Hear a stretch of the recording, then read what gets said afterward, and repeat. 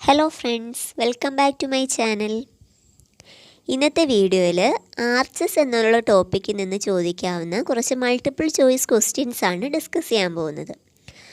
ആർച്ചസിൻ്റെ detailed video ഞാൻ നേരത്തെ ചെയ്തിട്ടുണ്ട്. ആർച്ചസുമായിട്ട് റിലേറ്റ് ചെയ്തിട്ടുള്ള കുറച്ച് ടെക്നിക്കൽ ടേംസും അതുപോലെ തന്നെ ആർച്ചസിൻ്റെ ക്ലാസിഫിക്കേഷനും നേരത്തെ വീഡിയോ ചെയ്തിട്ടുണ്ട്.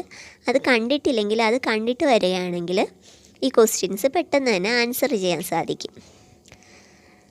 ആദ്യത്തെ question, the inner surface of an arch is called. Options: A extrados, B intrados, C soffit, D crown.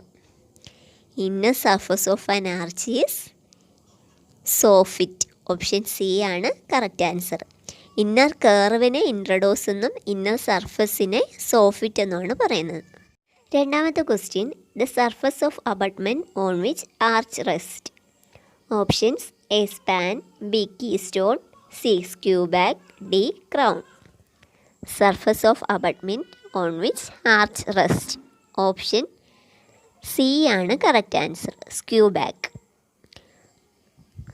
മൂന്നാമത്തെ question, the highest point on the extrados is called. Options: A skew back, B crown, C ഓസിയസ്, D keystone. Highest point on the extrados is called crown. Option B is the correct answer. Question number 4.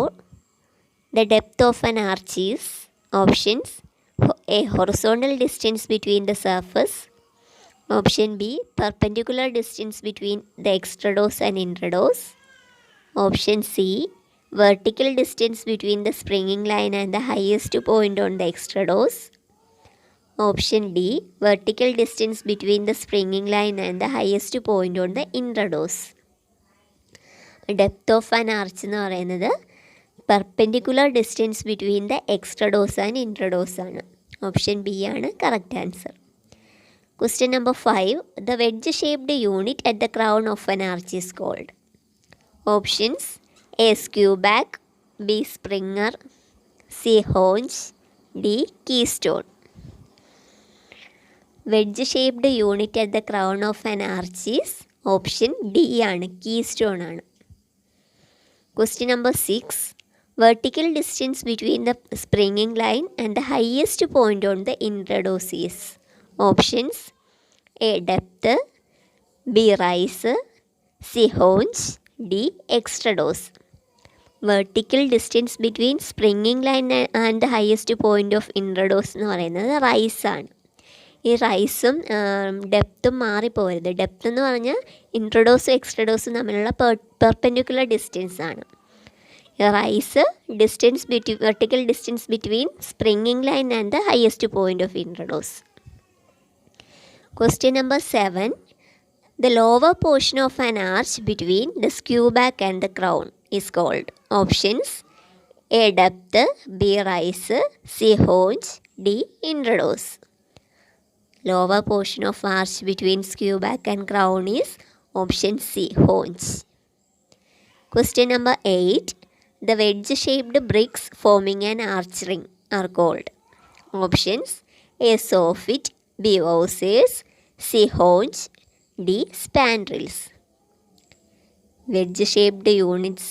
Wedge-shaped bricks ആർച്ചിൻ്റെ ring form ചെയ്യുന്ന ആ ബ്രിക്സിന് ഓസിയേഴ്സ് എന്നാണ് പറയുന്നത്. Next, question number 9. The triangular portion between any two adjacent arches and the tangent to their crown is. Options: A spandrel, B rise, C haunch, D soffit.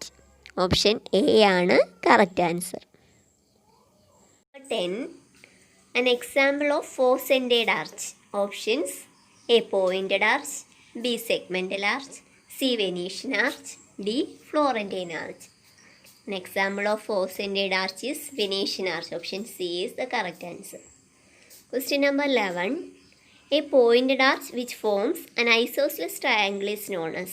Options: A three-centered arch, B two-centered arch, C lancet arch, D bullseye arch. Pointed arch which forms an isosceles triangle. Pointed archനെ connect ചെയ്ത് നമുക്ക് triangle വരയ്ക്കാമെന്ന് പറഞ്ഞു. Equilateral ട്രയാങ്കിളും ഐസോസ്ലെസ് ട്രയാങ്കിളും. അപ്പോൾ isosceles triangle form ചെയ്യുന്ന പോയിൻറ്റഡ് ആർച്ചിനെ ലാൻസെറ്റ് ആർച്ച് എന്നാണ് പറയുന്നത്. Option C is the correct answer. Question number 12. A semicircular shape attached to the top of two vertical portions is known as. Options: A. Horseshoe arch, B. Stilted arch, C. Two-centered arch, D. Pointed arch. Two vertical പോർഷൻസിന് മുകളിലായിട്ട് semicircular shape വരുന്ന arch stilted ആർച്ചാണ്. Option B is the correct answer. Question number 13. An arch built over a lintel to relieve or distribute the weight of wall above. Options: A. Pointed arch, B. Segmental arch, C. Relieving arch, D. Florentine arch. ലിൻഡലിന് മുകളിൽ arch construct ചെയ്യുന്നത് relieving ആർച്ചാണ്. Option C is the correct answer. Question number 14.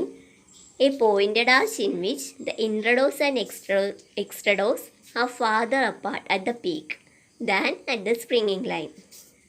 Options: A. Stilted arch, B. Segmental arch, C. Venetian arch, D.